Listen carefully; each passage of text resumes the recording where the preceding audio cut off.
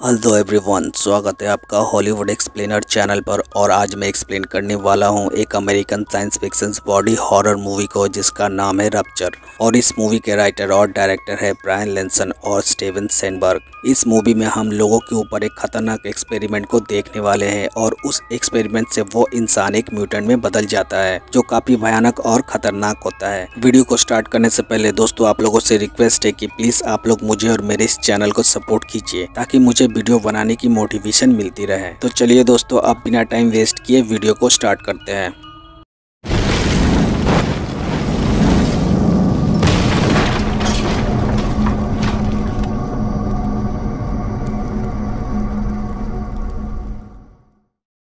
Movie start होती है एक घर को दिखाते हुए और उस घर में एक माँ अपने बेटे के साथ अकेली रहती है क्योंकि उसके हस्बैंड के साथ उसका डिवोर्स हो चुका था। माँ का नाम ब्रिनी और बेटे का नाम इवान है और जब तक इवान 18 साल का नहीं होगा तब तक वो बारी बारी से उन दोनों के साथ रहेगा। उसके बाद हम ब्रिनी को देखते हैं और वो ऑफिस के लिए रेडी हो रही थी कि तभी वहाँ एक स्पाइडर आ जाता है जिसे देखकर ब्रिनी बहुत ही ज्यादा डर जाती है और वो चिल्लाने लगती है। उसकी आवाज को सुनकर उसका बेटा इवान वहाँ भाग कर आता है और उस स्पाइडर को पकड़कर वो बाहर ले जाकर छोड़ देता है, जिससे हमें यह पता चलता है कि रिनी स्पाइडर से बहुत ही ज्यादा डरती है। जिसके बाद वो दोनों के लिए ब्रेकफास्ट बनाती है और उस दौरान वो एक चाकू को अपने पास खुद की सेफ्टी के लिए रख लेती है। दूसरी तरफ उसके घर के बाहर एक कार आकर रुकती है और उस कार के अंदर एक आदमी और एक लेडी बैठा हुआ था और उन दोनों का नाम स्टेसी और बर्डमैन था। वो आदमी बाहर निकलकर रिनी के कार के टायर में एक डिवाइस लगा देता है जिसका मतलब था कि अब रिनी बहुत ही बड़ी मुसीबत में पड़ने वाली है। उसके बाद रिनी अपने बेटे इवान को लेकर अपने हस्बैंड के घर की तरफ निकल जाती है और उस कार के अंदर बैठे वो लोग भी उस कार को फॉलो करने लगते हैं। रिनी अपने बेटे को अपने हस्बैंड के घर छोड़कर अपने ऑफिस के लिए निकल जाती है और हम देखते हैं कि वो कार अभी भी उसका पीछा कर रहा था। जिसके बाद उस कार में बैठी लेडी एक रिमोट को दबाती है जिससे रिनी के कार में लगा वो डिवाइस ब्लास्ट हो जाता है। रिनी अपनी कार को साइड में रोकती है और कार से उतर कर देखती है कि उसके कार का टायर पंक्चर हो गया है और फिर तभी पीछे से एक वैन आकर रुकती है और उस वैन से एक आदमी बाहर निकल कर आता है और रिनी के कार का टायर चेंज करने में उसकी मदद करने लगता है। और दूर से उस कार में बैठे लोग रिनी के ऊपर नजर रखे हुए था।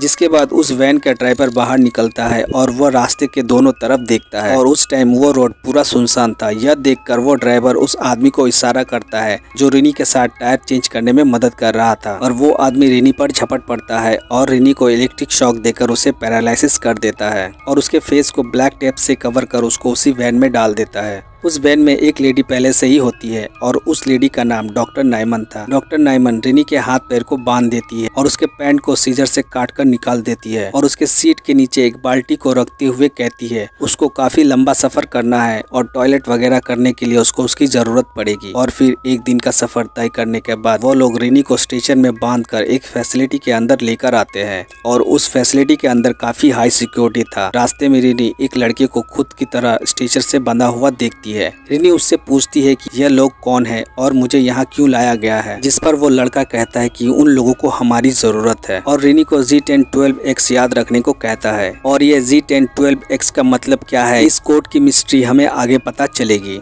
जिसके बाद रिनी को एक रूम में लाया जाता है और उस रूम में उसे बांध दिया जाता है। रिनी अपने चारों तरफ देखती है और वह फैसिलिटी किसी तरह का लैब था और उसके सामने सर्जरी करने का सारा औजार रखा हुआ था। यह देखकर रिनी बहुत ही ज्यादा डर जाती है और खुद को फ्री करने के लिए अपना हाथ पैर मारने लगती है, मगर काफी कोशिश करने के बावजूद भी वो खुद को फ्री नहीं कर पाती है। और फिर तभी वहाँ एक आदमी आता है जिसका नाम एलन था। वह रिनी से कहता है कि चिंता मत करो, तुम्हें बहुत ही जल्द छोड़ दिया जाएगा। और यह बोलकर वो आदमी रिनी के मुंह में लगे टेप को सीजर से काटने लगता है और टेप को काटने के बाद एलन उसके स्किन को टच करता है और उससे कहता है कि तुम्हारा स्किन बिल्कुल परफेक्ट है। और यह कहकर वो आदमी वहाँ से चला जाता है। जिसके बाद रिनी एक चाकू निकालती है। वो किसी तरह उस चाकू को अपने हाथ में ले लेती है और हाथ में लगे बेल्ट को काटने लगती है। वो अपने हाथ में लगे बेल्ट को आधा काट चुकी थी और तभी उस रूम में दो डॉक्टर्स आते हैं। एक का नाम डैनी और दूसरे का नाम बर्डमैन था और ये वही आदमी है जिसने रिनी के टायर में वो डिवाइस लगाया था। जिसके बाद वो दोनों डॉक्टर्स अपनी आंखों में एक अजीब से ग्लासेस लगाते हैं और सबसे पहले वो लेडी रिनी का ब्लड प्रेशर चेक करती है और फिर उसके आंखों का टेस्ट करती है और दूर बोर्ड पे लिखे वर्ड्स को रिनी को पढ़ने के लिए कहती है। रिनी बड़े अक्षर को तो पढ़ लेती है मगर छोटे वर्ड्स को नहीं पढ़ पाती है और यह सब कुछ एक कैमरा में रिकॉर्ड हो रहा था। जिसके बाद डैनी रिनी का ब्लड सैंपल टेस्ट करने के लिए लेती है और फिर वो दोनों वहाँ से चले जाते हैं। उन दोनों के जाने के बाद रिनी चाकू से अपने हाथ पे लगे बेल्ट को काटने लगती है और दूसरी तरफ हम देखते हैं कि एक आदमी सूटकेस लेकर उसी के रूम की तरफ आ रहा था। रिनी जल्दी जल्दी उस बेल्ट को काट रही थी मगर उसके हाथ से वो चाकू नीचे गिर जाता है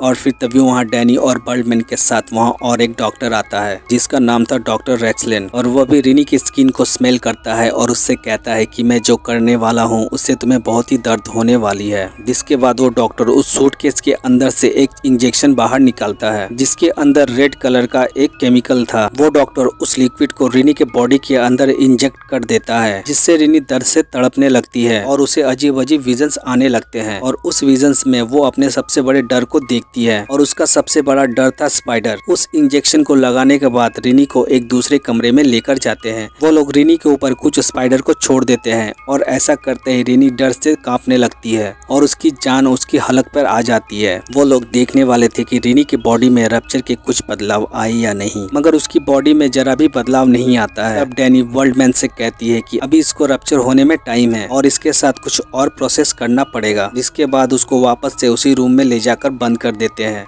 उन दोनों के जाने के बाद रिनी दोबारा से अपने हाथ को खोलने की कोशिश करने लगती है और इस बार वो फाइनली अपने हाथ को खोल लेती है और खुद को फ्री कर लेती है और वेंटिलेशन को खोलकर उसके अंदर से बाहर जाने का रास्ता ढूंढने लगती है। और इस दौरान वो बहुत से लोगों को देखती है जिसके ऊपर इसी तरह का एक्सपेरिमेंट किया जा रहा था और उन सभी को रप्चर बनाने का प्रोसेस चल रहा था। वह यह सब देखते हुए आगे बढ़ती जा रही थी और उसे एक सीढ़ी मिलती है जो ऊपर छत की ओर जा रही थी। वो उस सीढ़ी से ऊपर की तरफ जाती है मगर उस रास्ते को बंद करके रखा गया था जहां हम देख पाते हैं कि वो पूरा फैसिलिटी किसी जंगल के बीचों बीच था। जिसके बाद वो दोबारा से नीचे आती है और दूसरा रास्ता ढूंढने लगती है और फिर उसको एक रूम में एक आदमी बेड से बंधा हुआ मिलता है और उस आदमी का नाम ब्लैक था। रिनी उससे Z1012X के बारे में पूछती है जिस पर वो आदमी बताता है कि Z1012X हमारे बॉडी के स्किन से जुड़ी हुई कोई चीज है। वो रिनी को और कुछ बताता मगर तभी वहाँ वो तीनों डॉक्टर्स आ जाते हैं। रिनी उन सभी की आवाज को सुनकर छुप जाती है और वो लोग उस आदमी को आज छोड़ने वाले थे क्योंकि उसके ऊपर रप्चर का एक्सपेरिमेंट फेल हो चुका था और वो आदमी रप्चर नहीं बन पाया था। इसीलिए वो लोग आज उस आदमी को छोड़ने वाले थे और जब उस आदमी की आंख खुलेगी तो वह खुद को अपने घर के पास पाएगा। और कई लोग इस एक्सपेरिमेंट के दौरान मारे भी जाते हैं। जिसके बाद वो लोग उस आदमी को अपने साथ ले जाते हैं और रिनी दोबारा से अपने रूम में आकर खुद को लॉक कर लेती है ताकि वो लोग उसके ऊपर शक न करें। और फिर उसके कमरे में डॉक्टर डेनियल आती है और वो अपने साथ वही इंजेक्शन लेकर आई थी। इंजेक्शन लगाने के लिए जब वो रिनी को टच करती है तो वो उसके दिमाग को पढ़ लेती है और उससे कहती है कि तुम्हारा बेटा मैथ्स में कमजोर है और तुम्हें Z1012X के बारे में जानना है ना। और यह सुनते ही रिनी शॉक हो जाती है। वो बताती है कि Z1012X एक जेनेटिक कोड है जो हमारे क्रोमोसोम्स में पाया जाता है और हम लोग इस मेडिसिन की मदद से उस जेनेटिक कोड को रप्चर कर देते हैं यानी कि तोड़ देते हैं। और वो लोग ऐसा क्यों कर रहे हैं वो हम आगे इस वीडियो में जानेंगे। जिसके बाद वो अपने आंखों के लेंसेज को हटाती है और उसकी आंखें किसी एलियंस की तरह थी। और फिर उसके बाद वो अपने असली रूप में आती है और उसका चेहरा देखने में बहुत ही अजीब और डरावना था जिसे देखकर रिनी की सांसें रुक जाती है और उसी इंजेक्शन को उसके गले में इंजेक्ट कर देती है और वो तड़पते हुए वही जमीन पर बेहोश हो जाती है। तब रिनी उसके हाथ में लगे डिवाइस से दरवाजे को खोलती है और उसको उसी स्ट्रेचर में डालकर वहाँ से बाहर जाने का रास्ता ढूंढने लगती है। वो उसके हाथ में लगे डिवाइस से लिफ्ट का दरवाजा खोलती है और सीधा ग्राउंड फ्लोर पर आती है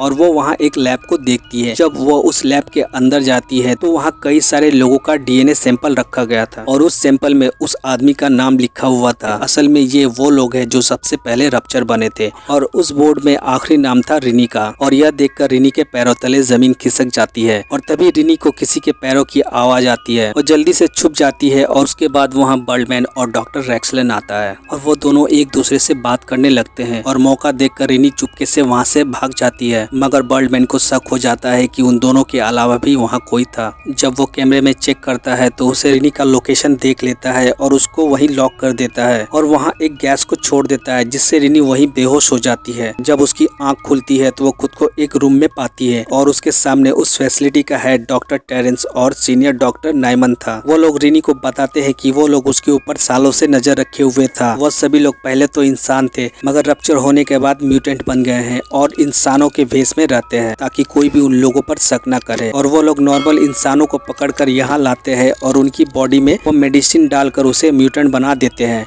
तो ऐसा इसलिए नॉर्मल इंसान एक वायरस की तरह हो गए हैं और वो लोग खुद के फायदे के लिए एक दूसरे की जान ले लेते हैं। और रप्चर होने के बाद वो सभी इमोशनलेस हो जाते हैं और अर्थ के रिसोर्सेज को कम यूज करते हैं, जिससे इन्वायरमेंट में हमेशा बैलेंस बना रहेगा। और अब रिनी भी उन्हीं के जैसा बन रही थी, क्योंकि अब उसे भी धीमी सी धीमी आवाजें सुनाई दे रही थी और छोटे से छोटे वर्ड्स को बड़े ही आराम से पढ़ पा रही थी। जिसके बाद वो लोग रिनी का फाइनल टेस्ट करने वाले थे। वो लोग रिनी को एक चेयर में बैठा कर उसको लॉक कर देते हैं और उसके सर को हेलमेट की तरह दिखने वाले ग्लास से कवर कर उसके अंदर बहुत से स्पाइडर को छोड़ देते हैं। और ऐसा करते ही रिनी डर के कारण पागलों की तरह करने लगती है और अपने सर को इधर उधर मारने लगती है। और वह सभी लोग ये सब कुछ बाहर से खड़ा होकर देख रहा था। और फिर कुछ देर बाद रिनी कुछ सेकंड के लिए शांत हो जाती है और अपने फेस का आकार बदलने लगती है। और ऐसा करते ही वो ग्लास का हेलमेट टूट जाता है और रिनी का चेहरा बहुत ही अजीब और भयानक हो चुका था, यानी कि अब वो भी एक सक्सेसफुल रप्चर बन चुकी थी। और रिनी उन सभी रप्चर्स में से बहुत ही खास थी, क्योंकि वह सभी रप्चर्स में से एकमात्र एक ऐसी थी जो डायरेक्टली रप्चर को जन्म दे सकती थी। जिसका मतलब अब उन लोगों को किसी को भी रप्चर बनाने की जरूरत नहीं पड़ेगी। यानी कि रिनी अगर किसी बच्चे को जन्म देगी तो वो बच्चा डायरेक्टली रप्चर पैदा होगा। जिसके बाद सीन कट होता है और हम रिनी को उसके घर में देखते हैं, जो अपनी नॉर्मल लाइफ जी रही थी, मगर वो अंदर से बिल्कुल ही नॉर्मल नहीं थी। और फिर उसके घर में वही लोग आते हैं और वो लोग इवान को रप्चर बनाने के लिए उसको वहाँ लेने आए थे। मगर रिनी में अभी भी थोड़ी इंसानियत बाकी थी। वह इवान को मैसेज कर इवान को घर से बाहर भागने के लिए कह देती है और इवान खिड़की से नीचे कूदकर वहाँ से भाग जाता है। जिस पर टेरेंस रिनी से कहता है कि कोई बात नहीं है, हम लोगों को रप्चर बनाने के लिए किसी पर एक्सपेरिमेंट करने की जरूरत नहीं पड़ेगी, क्योंकि तुम एक ऐसी इनहेंस रप्चर हो जो खुद रप्चर को जन्म दे सकती हो। और फिर दोस्तों इसी सस्पेंस के साथ ये मूवी यहीं पर खत्म हो जाती है।